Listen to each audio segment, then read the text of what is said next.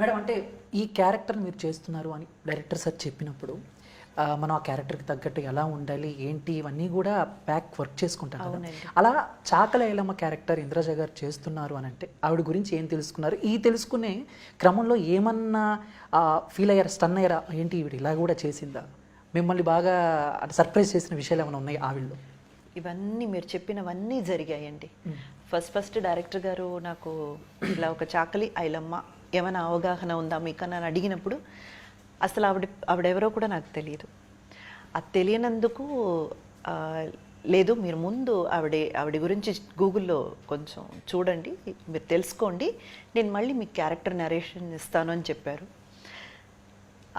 మనం వెళ్ళి ఆవిడ గురించి చదివి తెలుసుకున్నప్పుడు సిగ్గేసింది నాకైతే. ఒక మహిళగా ఉండి ఎంత పెద్ద ఒక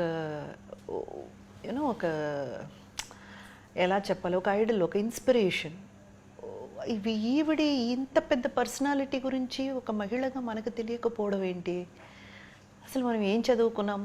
ఇంతలో నాకు ఇంకా సిగ్గేసిన విషయం ఏంటంటే నా మాస్టర్స్, నా ఎంఏ, ఐఎమ్ హిస్టారికల్ స్టూడెంట్ అనమాట. I did historical studies in MA.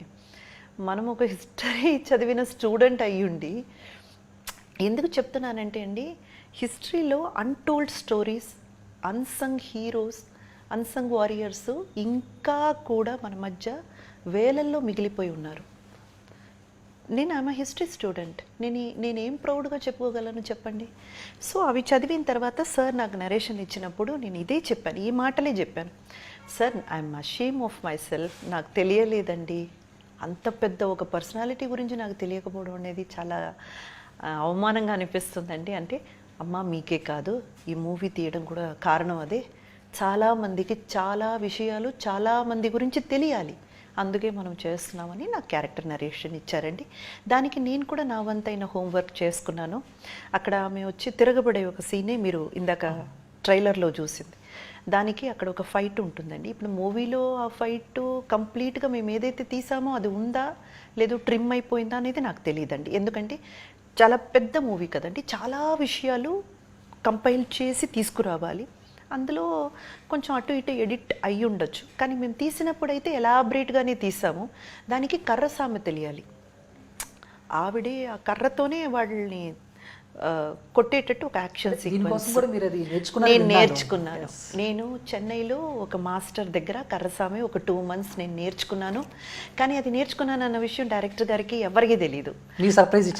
నేను నా వంతు అయినది ఏదైనా చేయాలి, ఎందుకంటే నా మీద నమ్మకంతో ఇంత పెద్ద క్యారెక్టర్తో ఒక్కరు అప్రోచ్ అయినప్పుడు నేనేం చేశాను, ఒక ఆర్టిస్ట్గా నేనేం పెట్టాను దాంట్లో ఇన్పుట్ అన్నది నాకు ఒకటి ఉంటుంది కదండి. అందుకని నేను నేర్చుకొని చేశాను. డైరెక్టర్ గారు కూడా చాలా అప్రిషియేట్ చేశారు. And each and every shot ఆయన ఎక్స్ప్లెయిన్ చేసే విధానానికి నేనే కాదు, నా పొజిషన్లో ఏ ఆర్టిస్ట్ ఉన్నా ఇంతే బెస్ట్గా ఇవ్వగలరు.